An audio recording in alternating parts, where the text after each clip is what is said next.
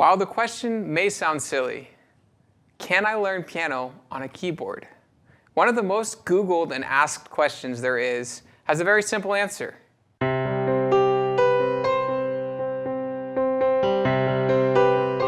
Hi, Patrick Marr with Alamo Music Center in San Antonio, Texas. You can find us online at alamomusic.com. If you haven't already, please subscribe to our YouTube channels, check out our other videos, sign up for notifications, like our videos, leave us comments. We love to interact with you guys, and we really appreciate all your support. Today we're answering the question, can I learn piano on a keyboard? The answer is yes, and though the question may sound funny to some, there are some real concerns about starting a student or starting yourself on a keyboard and having the ultimate goal of becoming a concert pianist. And maybe not even becoming a concert pianist, maybe just learning classical music or playing jazz or playing in a band. It's a loaded question because there's a reason this is one of the most searched things on Google, and there's a reason this is a commonly asked question. Can my kid learn on this? Is this enough? Is how it's phrased a lot here in the stories. Was the keyboard going to be enough for the first couple years? Because I want to see if they really like it and then stick with it, and then maybe I'll buy something else. And if this sounds familiar, then you know it. You know it's the question that you're internalizing because it's a lot of money to buy an acoustic instrument. It's a lot of money to buy a used piano. And if something that is digital and portable and can be moved around very easily and can be priced in an affordable option, it's sometimes easier to focus your efforts and say, well, what's the best I can get for this? And so I want to say that, yes, it is definitely doable to learn and become a great pianist on a digital instrument. Of course, there are keyboards that start off under $100, and there's keyboards that cost over $7,000. So there's a very wide spectrum of keyboard to digital piano to portable keyboard to synthesizer to controller. And we've touched on this topic before, the different types of digital pianos and mistakes to kind of avoid when you're looking for a digital piano. Make sure to check out that video. But I think in that video, the first thing we talked about is you're looking for the wrong instrument if you're looking for an acoustic instrument. And so this is very similar because there are huge benefits to acoustic instruments just in the nature of an acoustic sound versus a digital reproduced sound. And though the layout looks very similar when you look at the keys on a digital instrument to the layout of an acoustic instrument, a lot of the control and a lot of the feel and a lot of the dynamic range is just simply not there in the digital option.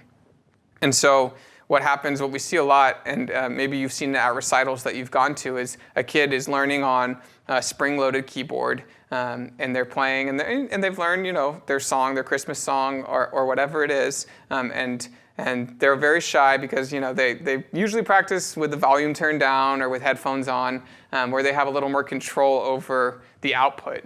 And then they sit down at that grand piano, and, they're terrified first off because there's an audience, but there's a huge fluctuation in dynamic control when they sit there at the grand piano for the first time.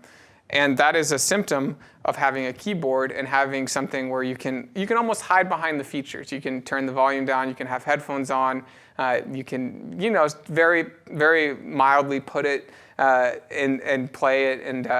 But then when you sit down at the real thing and the hammer is striking a string and you have control over this acoustic sound, it's very different experience, and it can be really frightening for a kid, especially one who's trying to play the best that they can and have control over their sound and what it sounds like to start really quietly and kind of move up into a different passage and have more control over the voicing. And so there are keyboards that can have that control range as well, and you're looking at a little more expensive option there. But just the feeling overall is going to be significantly different between that digital piano and that acoustic instrument. One thing to keep in mind when looking at keyboards versus pianos is the size of the instrument. If you're looking at a 49-key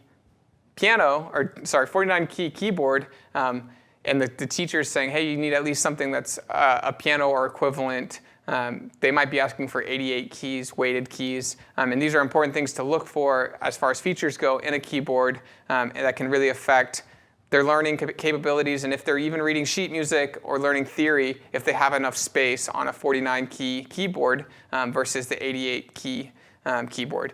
So you might need a little bit more space than you thought originally if you were looking at that smaller keyboard.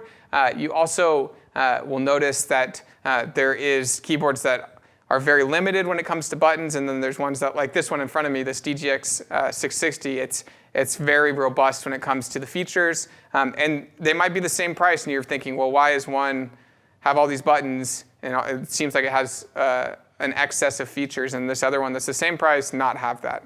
And so it's important to realize, well, am I looking at the right action? Am I looking for the right features? Am I looking for something that's going to be able to practice piano only, or very limited sounds on it that are maybe a little bit more high quality, or am I looking at something that has hundreds and hundreds of sounds in it? Like this DGX, it's got flute, it's got violin, it's got drums, it's got band instruments, saxophones, something that's a little bit more of a utility when it comes to teaching music education. And so a lot of the times I tell parents it's very important to realize what's the goal you have for your kid, or where do you see your kid going in the future? Do you want them to really focus on piano, or do you want them to have a broad horizon of music? And a lot of times parents are okay with kind of teaching them music education and teaching them, well, these are the different instruments, this is what music can do, this is recording. And I think it's a very new approach to bringing kids into wanting to learn music more than wanting to learn piano. So that's something to keep in mind as well. So if you are of the mindset that, hey, we're okay if you learn piano, but also get to mess around with the fun parts of a digital instrument. And so sometimes it's a benefit to learn piano or learn keyboard over a piano.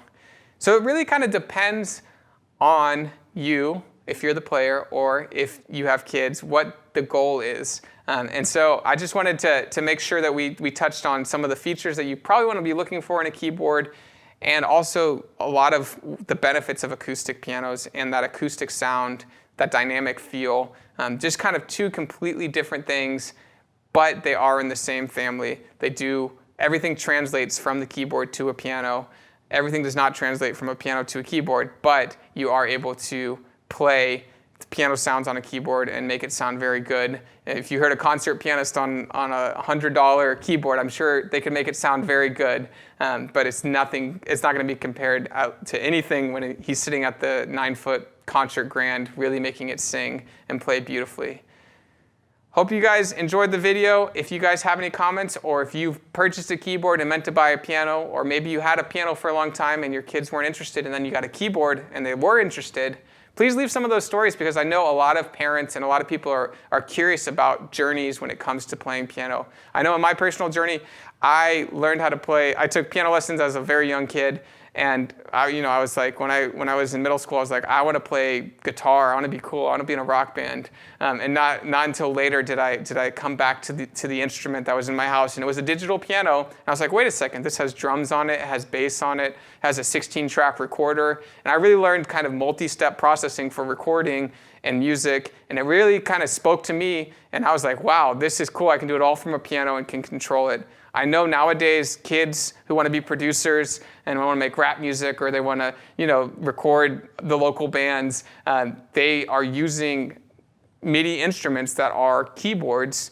to control a lot of all the capabilities of the digital audio workspace programs that are available, whether that's Pro Tools or Logic.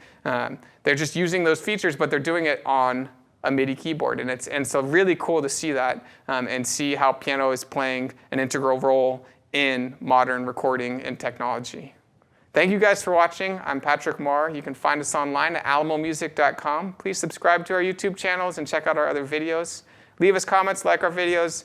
We really appreciate the support. Thanks for watching.